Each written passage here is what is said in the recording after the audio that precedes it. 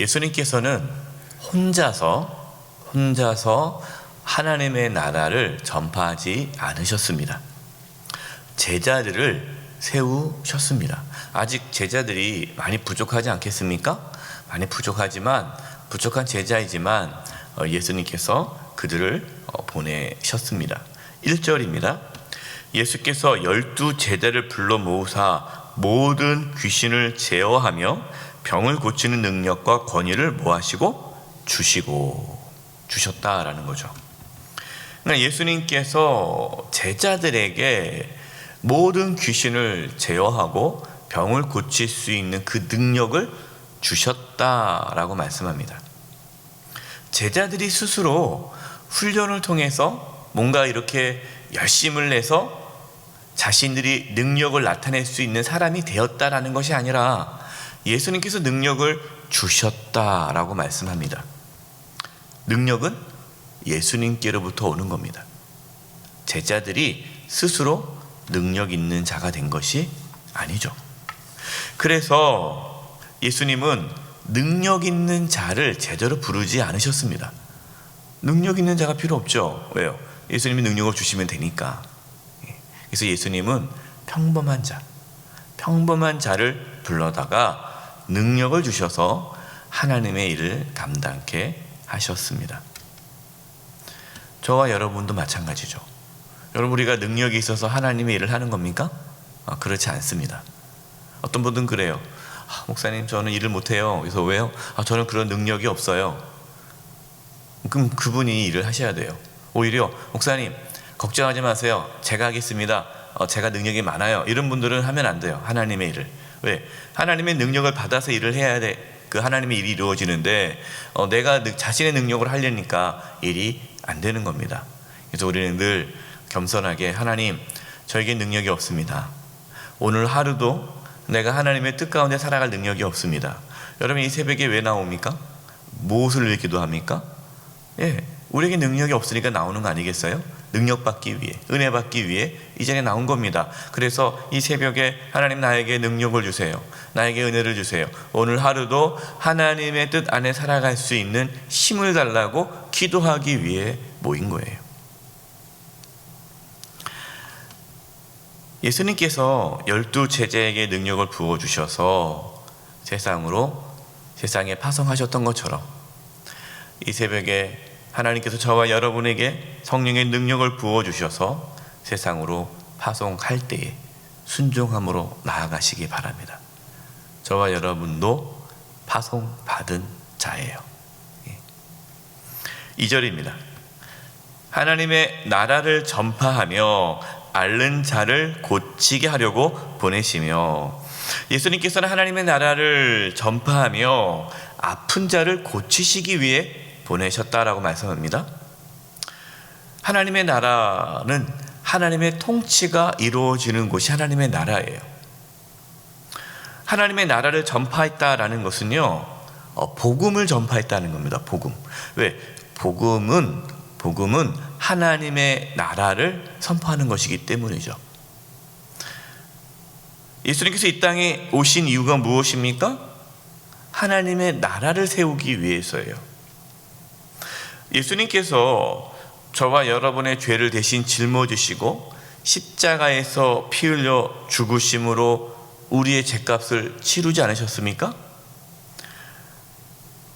예수님의 죽으심으로 우리가 생명을 얻게 되었습니다.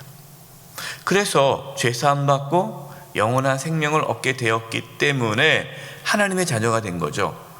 하나님의 자녀가 되었다라는 것은 죄사함을 받고 영원한 생명을 얻게 된 거예요. 하나님의 자녀니까. 하나님의 자녀가 되면 하나님의 다스림을 받는 자가 되는 거예요. 하나님의 통치가 이루어지는 거예요. 하나님의 영이 우리와 함께 하시기 때문에. 하나님의 영이 우리와 함께 하지 않습니까? 우리가 예수님 믿으면 성령이 우리 가운데 임하시는 거예요. 그러면 하나님의 나라가 임하시는 겁니다. 그때부터 우리는 어디에 있든지, 초막이나 궁궐이나 어디에 있든지 내 주 예수 하나님이 함께 하심을 경험하게 되는 거죠. 여러분, 이게 하나님의 나라가 이루어지는 것입니다. 그런데 예수님께서는 하나님의 나라를 전파하면서 아픈 자를 고쳐주라고 하십니다. 아픈 자. 당시에 사람이 병에 걸린다는 것은요, 하나님의 심판을 받았다라는 거예요. 그러니까 죄를 지었기 때문에 아프다라는 것이 그 당시의 사람들의 생각입니다. 그러면 병이 나아요. 병에서 고침받았습니다. 그러면 그 사람은 뭘 받은 거예요? 죄사함을 받은 거죠.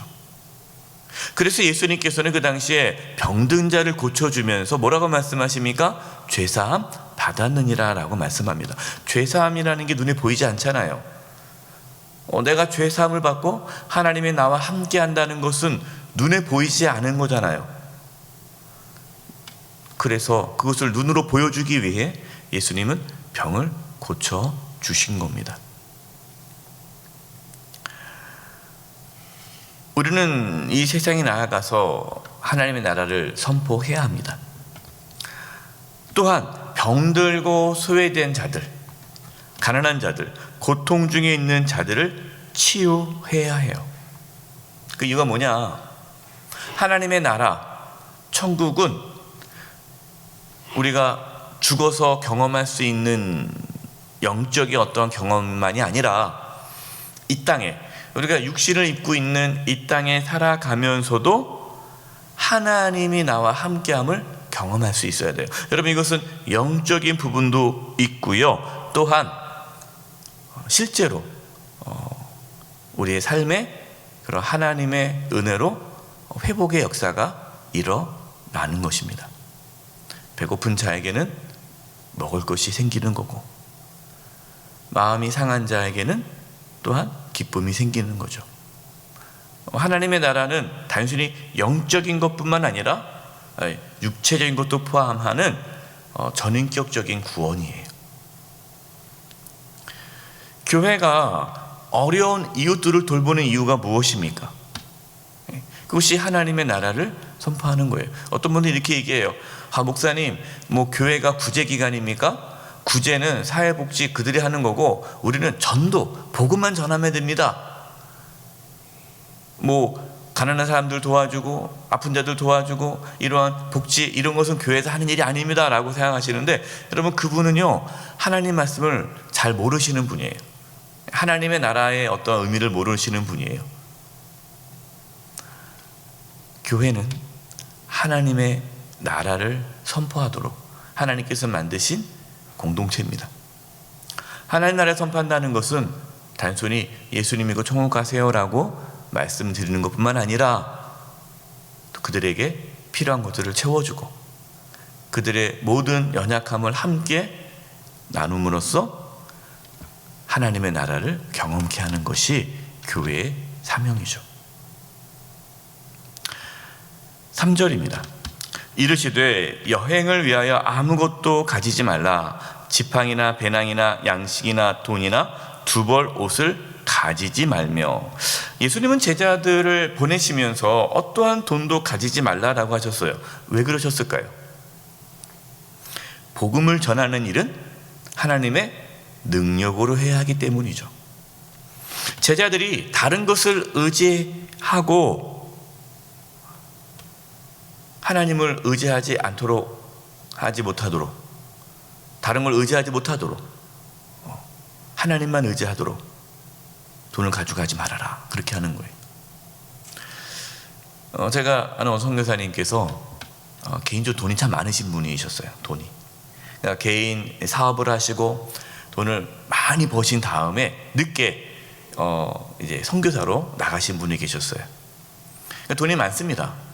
돈이 많아서 본인이 이렇게 생각한 거예요. 내가 이제 선교사, 선교 후원도 받을 필요 없겠다. 돈이 많으니까 누구한테 도와주세요라고 아쉬운 소리 할 필요 없이 그냥 내가 돈이 많으니까 이거 가지고 선교해야지 하고 선교지를 갔어요. 사역을 합니다. 근데 사역이 안 되는 거예요. 아무리 해도 안 되는 거예요. 그래서 자신이 갖고 있던 돈을 다 썼어요. 돈 가지고 선교하면 되겠지. 근데 다 안 되는 거예요. 갖고 있는 돈이 다 사라졌습니다. 그때부터 하나님이 일을 하신다는 거예요. 그때부터 자기가 깨달았대요. 선교는 돈으로 하는 게 아니구나. 그러니까 자신의 능력을 하는 게 아닌 거죠. 여러분, 물론 오해하지 마세요. 아무것도 가지지 말고 살라. 뭐 돈도 필요 없다. 무소유. 가진 거 있으면 안 된다. 그걸 뜻하는 게 아니에요. 지금 제자들은 훈련을 받고 있는 거 아닙니까? 예수님께서 제자들을 훈련시키고 있는 거예요.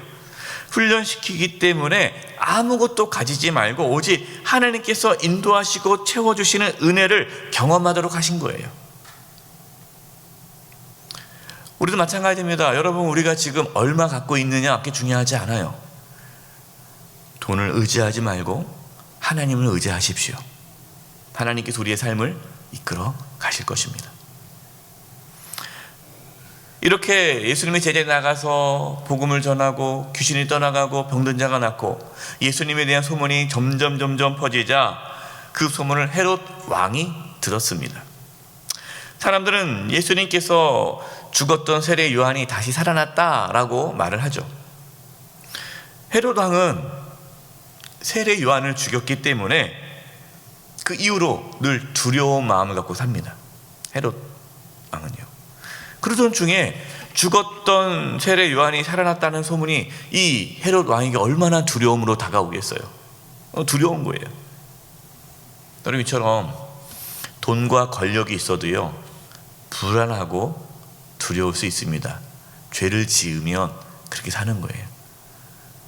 여러분, 돈 많다고 힘 있다고 편안하게 사는 것 같아요? 그렇지 않아요.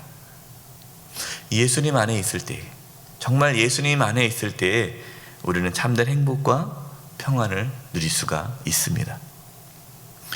제자들이 나가서 이제 귀신을 내쫓고 복음을 전했습니다. 그때 이런 일이 나타나고 귀신들이 떠나가고 병든 자도 낫습니다 라는 것을 막 기뻐서 이야기합니다.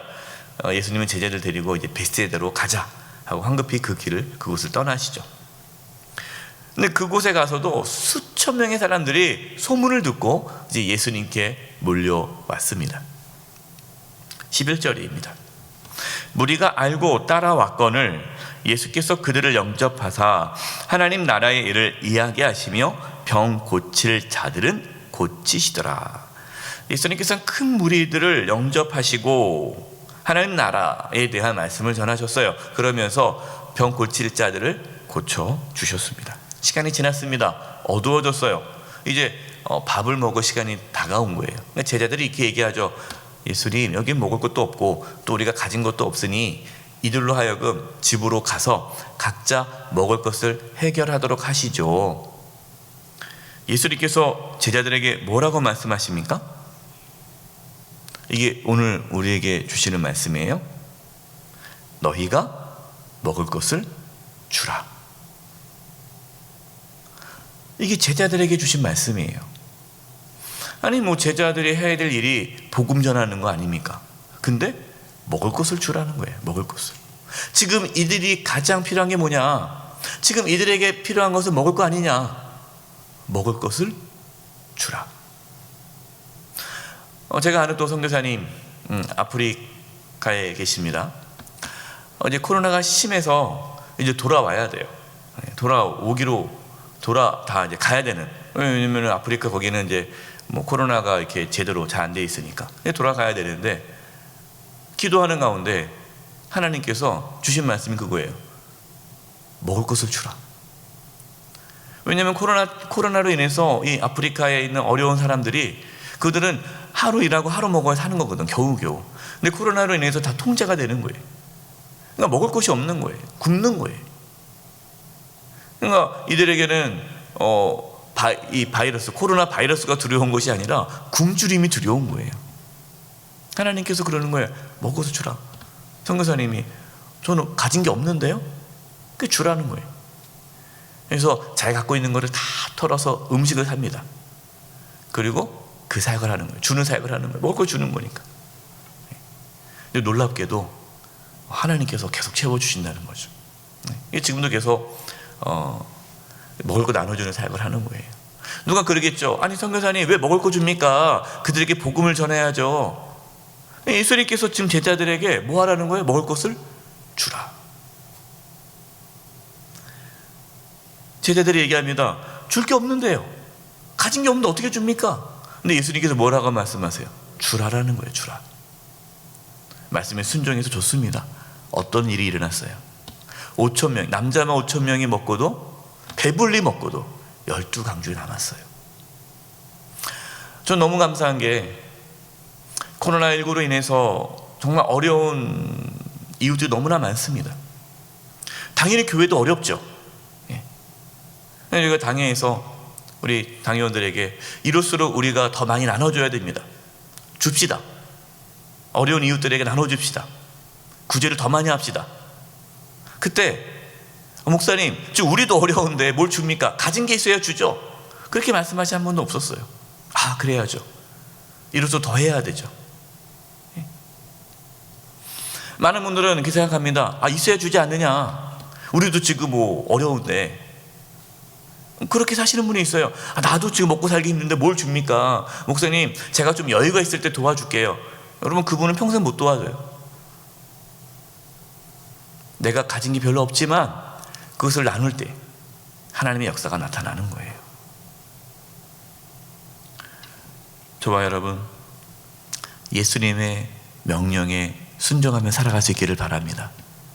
복음을 전하고, 아픈 자를 위해 기도하고, 배고픈 자에게 먹을 것을 주고, 하나님께서 우리에게 주신 것 나누면서, 베풀면서 살아갈 때 우리를 통해 하나님의 나라가 이 땅 가운데 이루어지게 될 것입니다. 우리 한 사람 한 사람, 또 우리 영세교회가 하나님의 나라를 세워가는, 하나님께 쓰임받는 귀한 공동체가 되기를 간절히 축원드립니다. 기도하겠습니다. 하나님 아버지, 저희들이 가진 것이 없지만 하나님의 말씀에 순종하며 나아가 복음을 전하며 병든 자를 위해 기도하고 가난하고 소외된 자들을 위해 나누는 삶을 살게 하여 주시옵소서. 그래서 저희들을 통해, 저희 영세교를 통해 하나님의 나라가 이 땅 가운데에 세워지게 하여 주시옵소서. 예수님의 이름으로 기도드립니다. 아멘.